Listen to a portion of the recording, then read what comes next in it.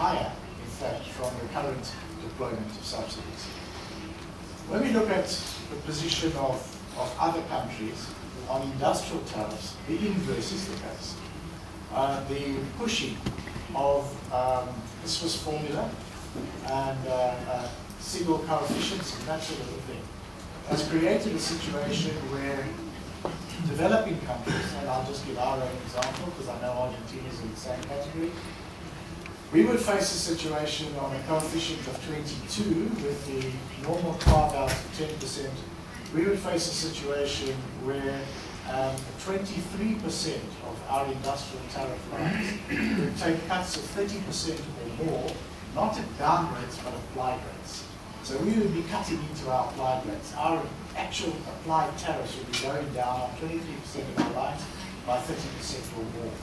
Now that is in contradistinction to the CD going down, but there's still be lots of wiggle room. Ours is the opposite. And so when we look at this round and what's there for us, Ron Kirk of the United States says, well, when the United States looks at the picture, they don't see much of commercial benefit to them in the round. And for us, we've done the same, and I've shared this with him, to his surprise actually.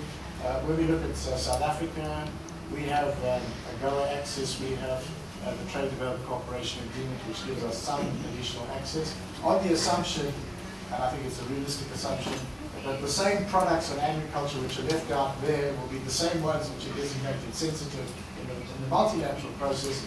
We would get little or no commercial benefit in agriculture, and we would have to take wide and deep industrial tariff cuts, in fact on a level greater than any other member. That's the reality that faces us. And it would perpetuate what we call the historic injustice that we would classify as a developed country. Now, that's where we find ourselves in the negotiations.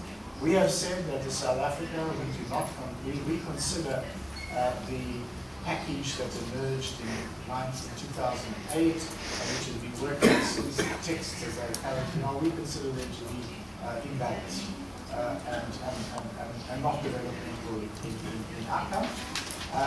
But we are still prepared to work, we say, in South Africa. We can find an accommodation that gives us, takes into account our specific needs on industrial tariffs. We're prepared to work with the rest of the membership on that. But the US position, I think, is what is basically at stake here. The US is I think it's fairly clear now. They do not have the political mandate to, in fact, engage in any serious ways in the round. This, I think, has led to one or other deadline being set by the G20, heads of state or whatever, being missed, and currently the stock-taking exercise, which took place at the end of March, concluding that there's very little momentum underway for concluding this round at the end of this year, which was supposed to be the mandate given by the G20 heads of state. Insofar as the United States is coming in with any position, it's unfortunately one which is even less palatable to developing countries. There's the list. I believe Argentina was on the list at some stage, and then we seem to have dropped off, but he's still on the list of developing countries which are supposed to be required to give more market access in industrial products to the United States. So we see the end game of what's supposed to be a development round, not dominated by how can we enlarge market access for developing countries, but how can we enlarge market access for the United States of America. We think it's a complete inversion of what the Davies round should be. So we're in the impasse in the Davies round. We continue to engage, but frankly, we are beginning to think the world is moving on. And as I said earlier on, our real effort on our trade policy front is in Africa regional integration, South-South trade. That's where our real effort is at the moment. So there's the conclusion. We think that for us, trade policy is a complement to industrial policy. It must seek to contribute to growth, industrial upgrading, technical diversification, employment creation. And it's this that will define the terms on which we seek to be integrated into the world economy. And that it's this rather than other things that will shape the way we engage.